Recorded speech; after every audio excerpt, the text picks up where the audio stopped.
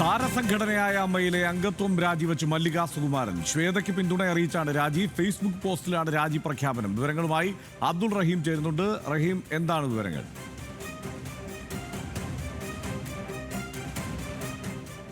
ഹർഷൻ, അല്പസമയം മുമ്പ് നമ്മൾ പറഞ്ഞു വെച്ചതേയുള്ളൂ, താരസംഘടന അമ്മയിൽ വീണ്ടും പൊട്ടിത്തെറി ഉണ്ടാകുന്നു എന്നുള്ളത് തന്നെയാണ് ഇപ്പോൾ മല്ലിക സുകുമാരന്റെ രാജി കൂടി വരുമ്പോൾ അത് വ്യക്തമാക്കുന്നത്. സ്നേഹപൂർവ്വം അമ്മയിൽ നിന്ന് പടിയിറങ്ങുന്നു, സത്യത്തിനൊപ്പം ന്യായത്തിനൊപ്പം ശ്വേതയ്ക്കൊപ്പം എന്നുള്ളതാണ് ഈ മല്ലിക സുകുമാരൻ പങ്കുവെച്ച ഫേസ്ബുക്ക് പോസ്റ്റിൽ പറയുന്നത്. കൂടാതെ ചില വിമർശനങ്ങൾ കൂടി ആ ഒരു ഫേസ്ബുക്ക് പോസ്റ്റിൽ മല്ലിക സുകുമാരൻ പങ്കുവയ്ക്കുന്നുമുണ്ട്. അമ്മയ്ക്ക് ഒരു സുവർണാവസരം ലഭിച്ചിരുന്നു, പക്ഷേ വളർച്ചയ്ക്ക് പകരം അവർ തിരഞ്ഞെടുത്തത് വിവാദങ്ങളും ഗോസിപ്പുകളുമായിരുന്നു എന്ന് തുടങ്ങുന്ന ഒരു കുറിപ്പ് കൂടി മല്ലിക സുകുമാരൻ ഇത്തരത്തിൽ ഫേസ്ബുക്കിൽ പങ്കുവച്ചിട്ടുണ്ട്.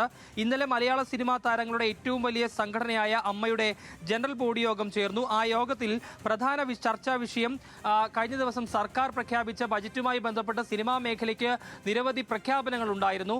അതുമായി ബന്ധപ്പെട്ടുള്ള കാര്യങ്ങൾ ചർച്ച ചെയ്യേണ്ടിയിരുന്നതാണ്. പക്ഷേ അങ്ങനെയുള്ള ഏതെങ്കിലും ഒരു കാര്യം ഇന്നലെ ചേർന്ന ജനറൽ ബോഡിയിൽ ചർച്ച ചെയ്തില്ല. മറിച്ച് യോഗം വ്യക്തിപരമായ തർക്കങ്ങളും ആരോപണങ്ങളുമാണ് ചർച്ച ചെയ്തത്.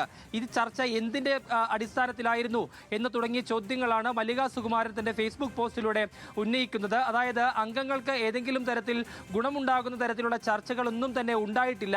ഒരാളെ കോർണർ ചെയ്യപ്പെടുന്ന തരത്തിലുള്ള ചർച്ചകളിലേക്കാണ് ഇന്നലെ ചേർന്ന അമ്മ ജനറൽ ബോഡി യോഗം പോയത് എന്നതടക്കമുള്ള വിമർശനങ്ങൾ ഉന്നയിച്ചുകൊണ്ടാണ് താൻ അമ്മയിൽ നിന്ന് പടിയിറങ്ങുന്നു എന്നൊരു ഫേസ്ബുക്ക് പോസ്റ്റ് നിലവിൽ മല്ലിക സുകുമാരൻ പങ്കുവച്ചിട്ടുള്ളത്. ഏതായാലും വരും ദിവസങ്ങളിൽ ഒരുപക്ഷെ കൂടുതൽ താരങ്ങൾ കൂടുതൽ പ്രതികരണങ്ങളുമായി രംഗത്ത് വന്നേക്കും എന്നുള്ളതാണ് നമുക്ക് മനസ്സിലാക്കാൻ കഴിയുന്നത്. ഏതായാലും നിലവിലെ കമ്മിറ്റി പിരിച്ചുവിട്ട സാഹചര്യത്തിൽ രമേശ് പിഷാരടി കൺവീനറായിട്ടുള്ള അഡ്ഹോ കമ്മിറ്റിക്കാണ് നിലവിൽ അമ്മയുടെ സംഘടനാ ചുമതലയുള്ളത്.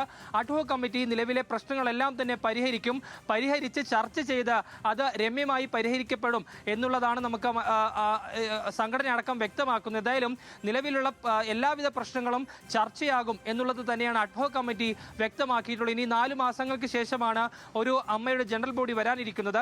ആ ജനറൽ ബോഡിയിലായിരിക്കും പുതിയ എക്സിക്യൂട്ടീവ് കമ്മിറ്റി അംഗങ്ങളെ അടക്കം തെരഞ്ഞെടുക്കുക. ഏതായാലും അമ്മയുടെ തർക്കങ്ങളും ആരോപണ പ്രത്യാരോപണങ്ങളും ഇപ്പോഴും തുടരുന്നു എന്നുള്ളത് തന്നെയാണ് ഇതൊക്കെ വ്യക്തമാക്കുന്നത്. ഹർഷൻ, അബ്ദുൾ റഹീമാണ് വിവരങ്ങൾ നൽകിയത്.